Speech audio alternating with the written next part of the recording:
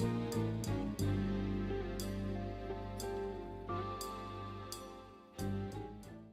my name is Natlee Green, and thanks for tuning into my video. I'm the creator and owner of MyBlackHeritage.com.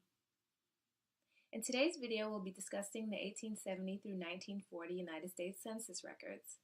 The 1870 through 1940 census records have proven to be vital tools when researching African American ancestors.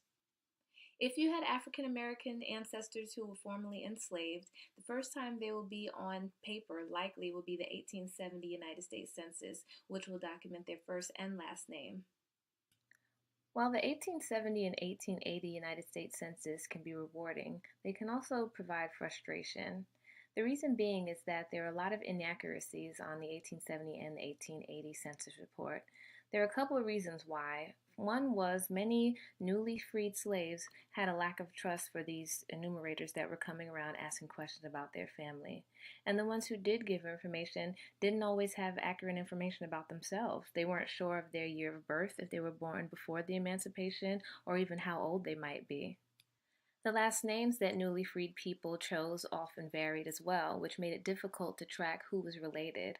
I have a set of brothers in my family tree who both came from the same plantation, and one took the slave owner's last name while the other one got his from somewhere else, maybe a previous slave owner who he liked or just the last name that he liked. So a lot of times you'll come across an issue where you have relatives that have completely different last names for various reasons. But don't fret, because more times than not, the 1870 United States Census does have some really valuable information. As I mentioned earlier, it's the first United States Census to provide detailed information about the Black population, especially those who were formerly enslaved. And naturally, this is the first United States Census without questions about how many slaves went on, because, of course, slavery was over by then. Although it can be really exciting to see your ancestors' names documented for the first time, it could also be very confusing as the relationships weren't listed on the 1870 census. Take this example of the 1870 United States Census of my family. There is James Limehouse listed in yellow. He's listed as a 60-year-old mulatto male. Then you have Lettuce, who's 22, female mulatto, and two children, 4 and 2 years old, Rachel and Melandy.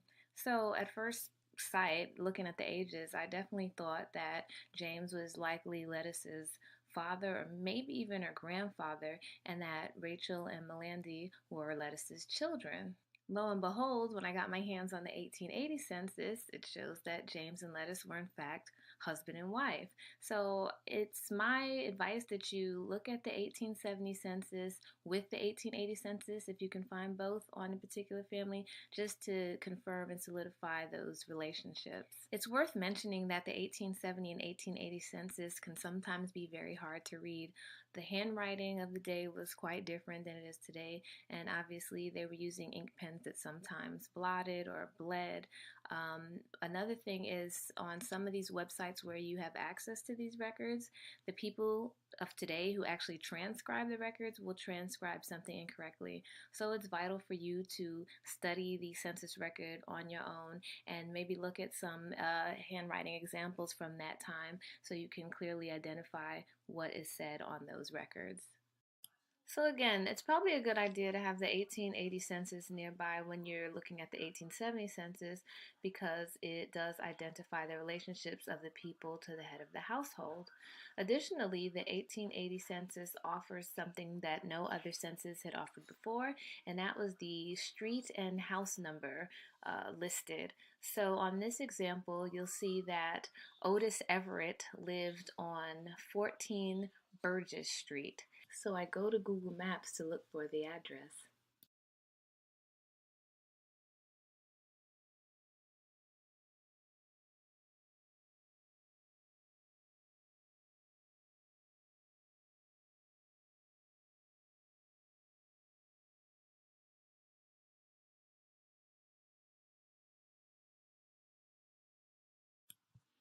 While there are moments during research where you can definitely get frustrated, the most frustrating situation for me was when I tried to look for my ancestors on the 1890 United States Census, only to find out that in 1921, about 99% of those records were destroyed at a fire at the Commerce Building in Washington, D.C.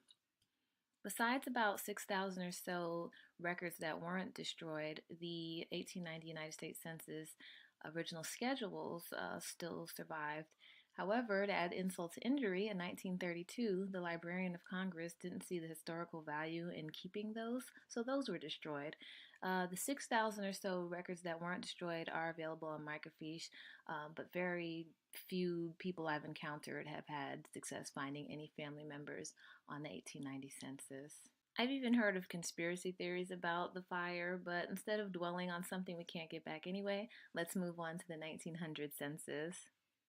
So, the 1900 United States Census was the first United States Census for the 1900s. What was new about it is that Hawaii, which had been annexed in 1898, was included in the census for the first time. Some other good information that you can get from the 1900 census is the number of years that a particular couple was married, the month of their birth, how many children they had living and deceased, their naturalization status, whether they were an alien, naturalized, or if papers had been submitted, and if so, when did they immigrate to the United States, and how many years they were living in the United States if they were foreign born. So it's added frustration that the 1900 census didn't ask the military question, but luckily the 1910 census did include a question about whether the males in the household had been a veteran of the Civil War. Getting information about a household member's war service is critical to opening up another research toolbox, if you will. Once you realize that one of your ancestors served in the Civil War, there's so much more information that you can obtain by researching war records, and we'll get into that in another video. The 1920 census had dropped a few of the questions from 1910, including the number of years a couple was married, how many children the couple had, whether living or deceased, and whether the men were Civil War veterans. But what it did focus on more so was the naturalization of each person, as far as when they came into the United States, what their native tongue was, and what the native language of their parents were.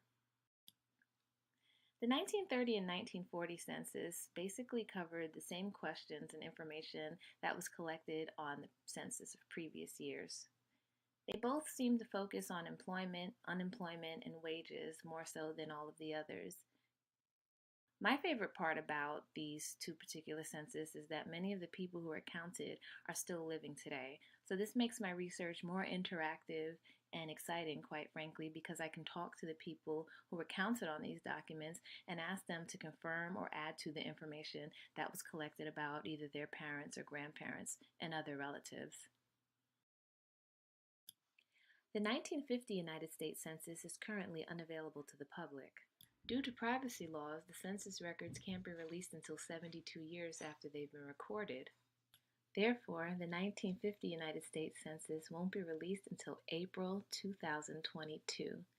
When new census collections are released, it's like Christmas Day for genealogists.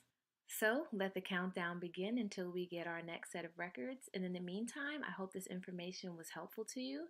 If you want more information, feel free to email me directly at ngreen@mybblackheritage.com. Again, thanks for the time, and I hope you subscribe. Thanks.